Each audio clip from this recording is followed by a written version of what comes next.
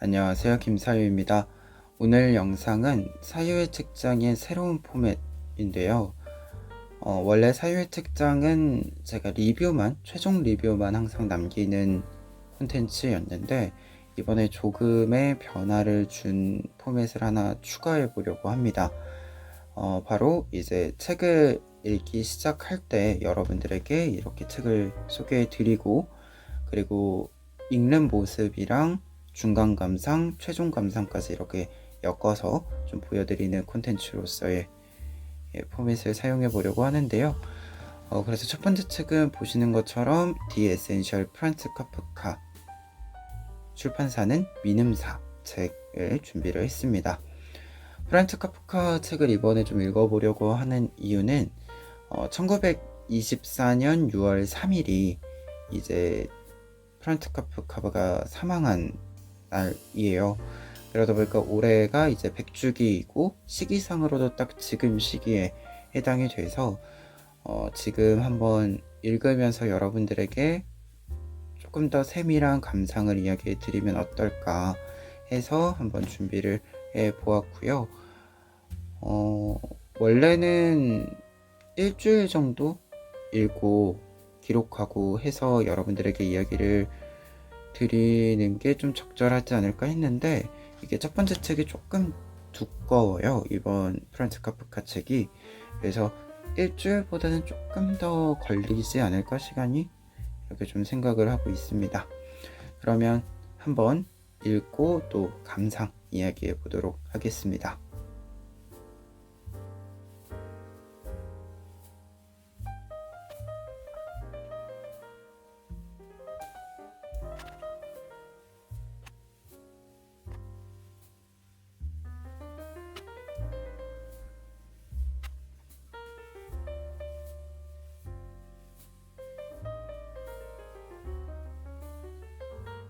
디 에센셜 프란츠 카프카 절반 정도 읽었습니다. 절반까지는 프란츠 카프카의 미완성 작품인 실종자라고 하는 장편소설을 담고 있는데요. 정확히는 장편소설로 묶여있는 부분과, 그리고 후반부에 해당하는 이제 3편의 단편이, 미완성된 단편들이 있습니다.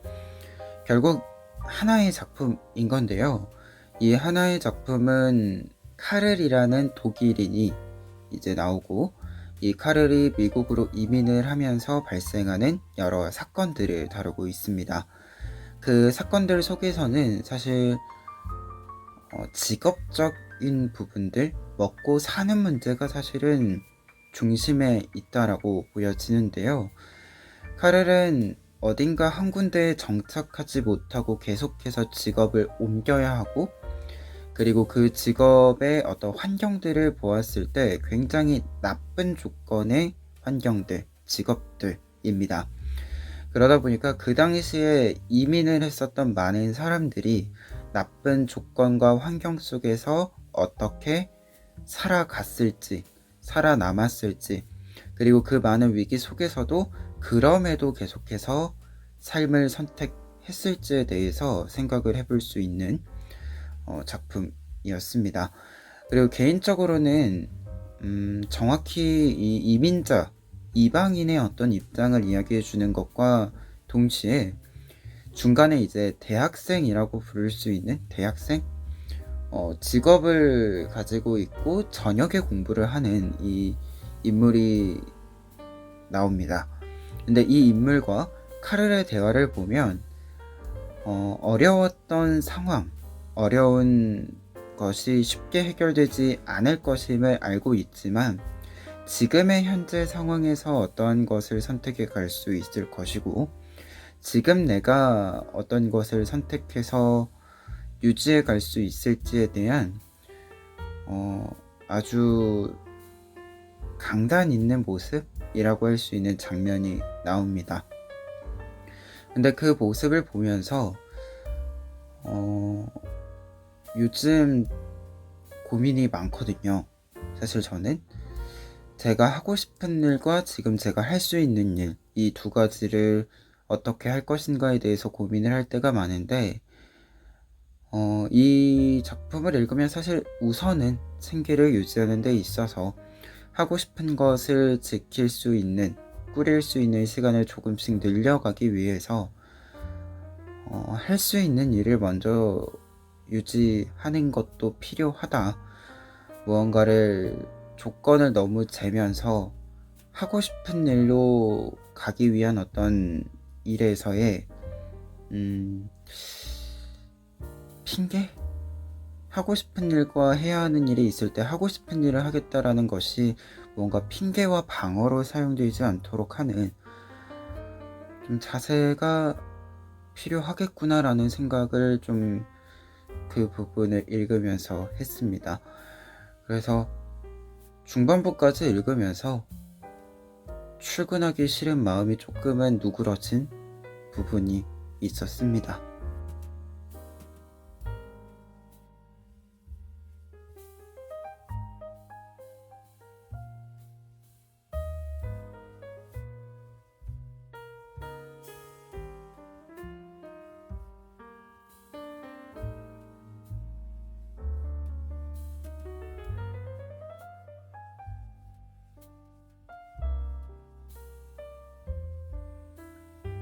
프란츠 카프카의 이제 작품들 다 읽었습니다.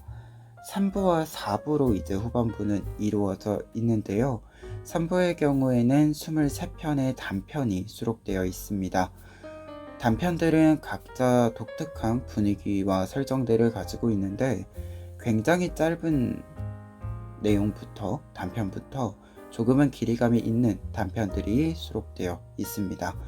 그 중에서도 제가 기억에 남았던 것은 단식광대라고 하는 작품이었어요.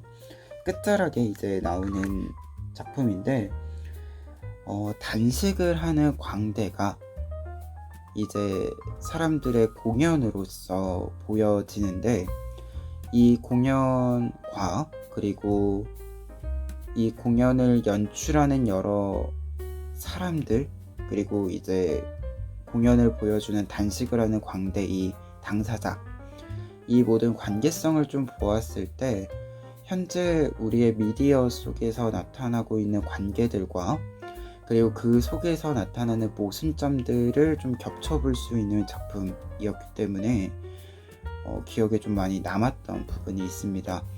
특히 이제 단식광대가 보여주고 있는 여러 생각들과 그리고 단식광대에 이렇게 좀 반응을 보이는 관객들의 모습을 보면 우리의 이 미디어 소비의 모습들을 생각해 볼 수 있는 이 장면들이어서 천천히 읽게 되는 작품이었던 것 같아요. 그리고 개인적으로는 이제 카프카가 이 작품을 썼을 때와 지금의 이 시간적 격차를 생각해 보았을 때 달라진 것이 많이 있지만 어떤 문제점은 아직까지 모습을 바꾸었을지언정 본질적으로 아직까지 해결책을 못 찾은 것일 수도 있겠다라는 생각을 좀 가지기도 했습니다. 그리고 4부에서는 이제 꽤 두꺼운 분량의 편지들을 이제 수록하고 있는데요. 카프카의 개인적인 이야기들부터 작품에 대한 이야기들까지 모두 포함해서 담겨져 있습니다. 근데 그 중에서도 이제 이 디 에센셜의 아주 많은 부분을 차지하는 이 전반부의 실종자와 관련된 내용들도 있는데요. 이 내용을 보면 왜 이 실종자가 꽤 빠른 집필의 어떤 시기였음에도 불구하고 완결이 되지 않고 끝이 났는지에 대해서도 좀 생각해 볼 수 있는 내용이었습니다. 약간 좀 읽어보자면 당분간 소설 실종자 전체가 불확실해. 어제는 6장을 억지로 그러니까 거칠고 형편없이 끝냈어. 그 속에 아직 등장해야 할 두 인물을 내리눌렀어. 이렇게 이야기를 해주고 있어서 그 당시에 실종자를 쓰면서 생각했던 고민들이나 그리고 작가로서의 어떤 고뇌라고 할 수 있는 부분이 느껴지면서도 결국에는 이때 막혔던 부분들이 단편적으로 해결이 된 부분은 있었으나 결국은 끝내 카프카가 생을 마감해서 이것을 미완결로 둔 것이 아니라 계속해서 완결을 내지 못하고 조금은 놔둔 작품이지 않았을까라는 생각이 들기도 했고, 이 부분을 읽으면서 사실 이제 이 디 에센셜에 이 실종자가 해피엔딩이었을까 배드엔딩이었을까에 대한 예상을 남겨두셨는데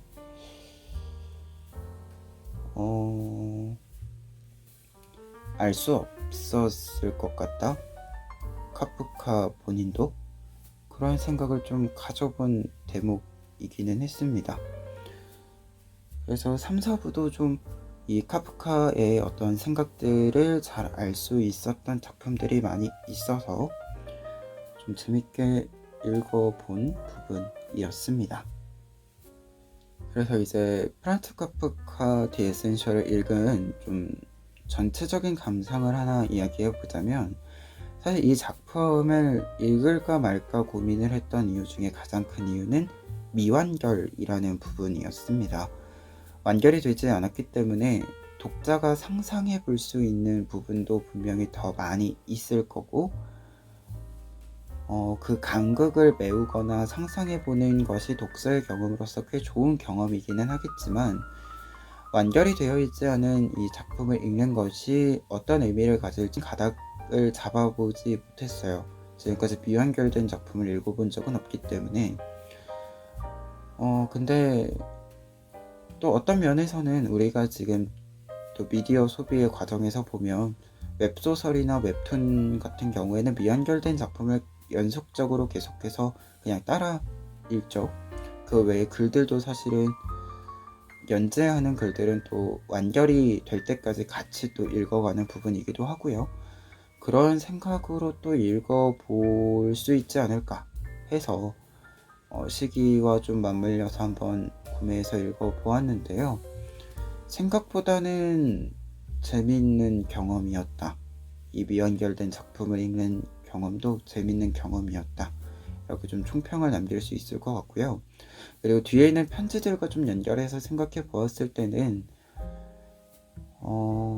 카프카의 생각 속에서 이 작품이 어떤 방향으로 그 빈 공간을 메웠었겠구나 라는 생각도 좀 가져볼 수 있는 부분이었기 때문에, 좀 추측을 해볼 수 있는 증거들도 좀 있었기 때문에 미완결이다 라고 하더라도 충분히 카프카의 작품으로서 읽어볼만 했다. 이렇게 좀 이야기를, 추천을 좀 남겨봅니다. 그러면 오늘 영상은 여기까지이고요. 저는 또 다음 영상으로 찾아뵙도록 하겠습니다.